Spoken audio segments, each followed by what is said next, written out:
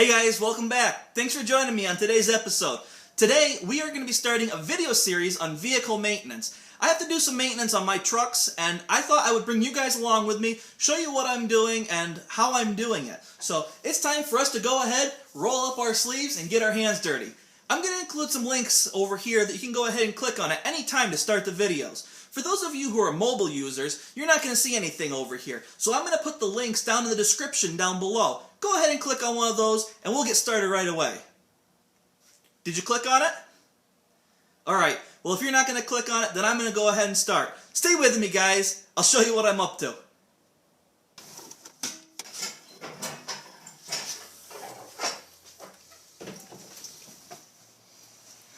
Hey guys, thanks for joining me today. On today's episode, we're going to be replacing this battery. As you could hear from the first clip in this video, the battery wasn't turning the truck over as quickly as it should have. That's an indication to me that the battery is getting worn down. I went to the auto parts store and had this battery tested. It's supposed to have 750 cold cranking amps to start this vehicle. The vehicle requires 660 cold cranking amps, so this battery was a little larger than it needed to be when I put it in the vehicle.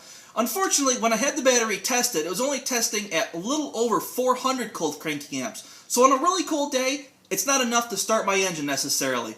It's time for us to go ahead and replace this battery. Most batteries are constructed in the same way. There's a positive terminal on one side, which is usually red. There's a negative terminal on the other side, which is usually black. And then there's some type of bracket that holds it into place. Some batteries have a bracket to go across the top of the battery and hold it down onto the platform.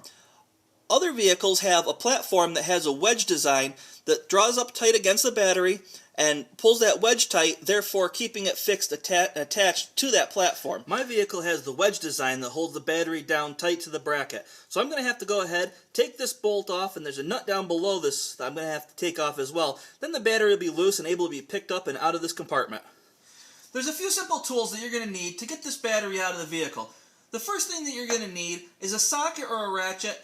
If you don't have one of these, you can always just use a wrench. Same difference, you just got to make sure you have the right size that fits the nut on the battery terminal squarely so you don't strip them off and you can reuse them.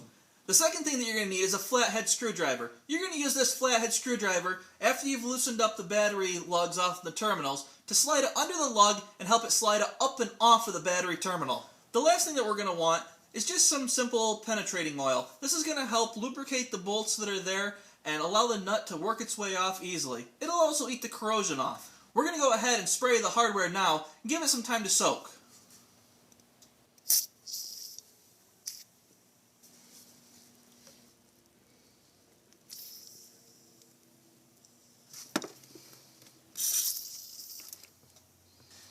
The first thing we're going to go ahead and do is loosen up the nuts on the battery terminals.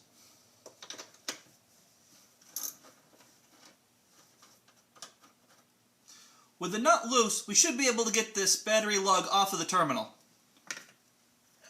We're going to take our screwdriver, slide it under the terminal, and work it up and off.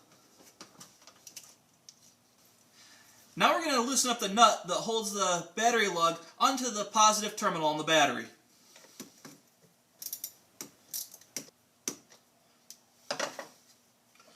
With that loose, we're going to go ahead and work this lug up and off the battery terminal also.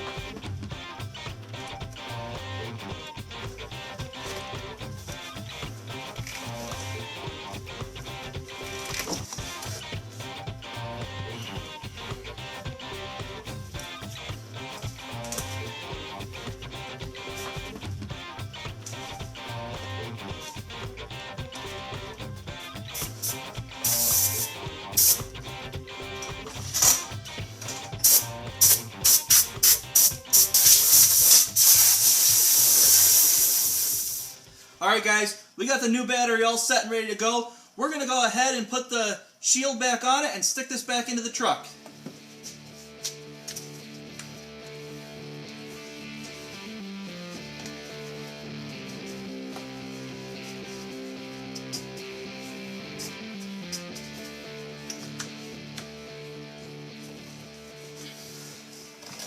This is the nut and bolt that was holding the battery in place in the truck. We ended up shearing it in half trying to get this out of the truck, so we're going to have to go ahead and pick through our spare parts bin and get a new one of these for the truck.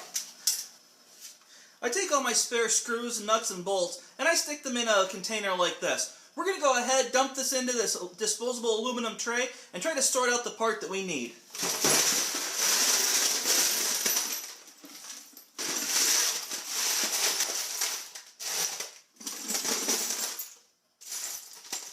Okay, we found this nut and bolt. We're going to go ahead and clean this up on the wire wheel so it goes in nice and smooth.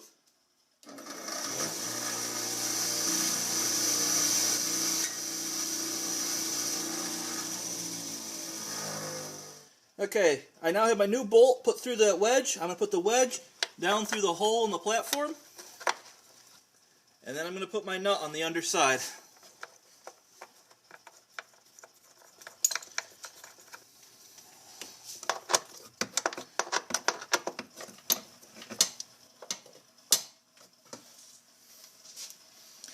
Now, using an antioxidant compound is very important when you're putting your battery terminals back on. If corrosion builds, it can break the connection between the terminal and the lug on the battery.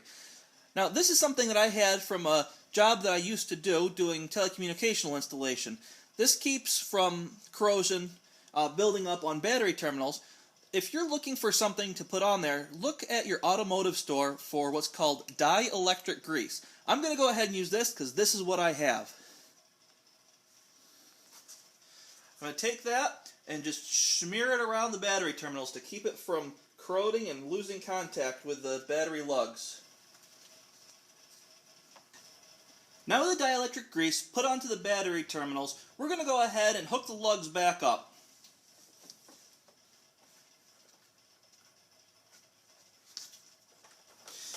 Now with the terminals hooked up, we're going to go ahead and snug these bolts back down.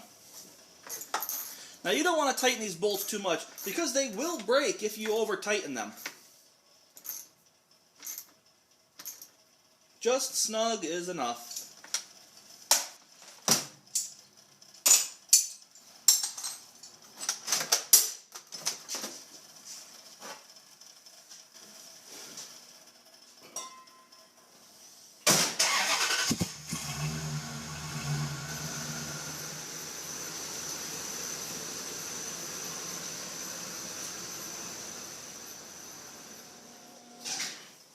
Alright guys, that's what I have for today. I'm going to ask you guys to go ahead and click right over here, click the subscribe button. Below that, you're going to see some links that are going to be for some more videos in this video series. So go ahead and click on one of these links. If you don't see any links over here, go ahead and click down in the If you don't see any links over here, go ahead and click down in the description on one of those links. It'll take you to the next video in this series. Thanks for joining me, guys. I hope to see you soon on my next episode. Until then, bye-bye.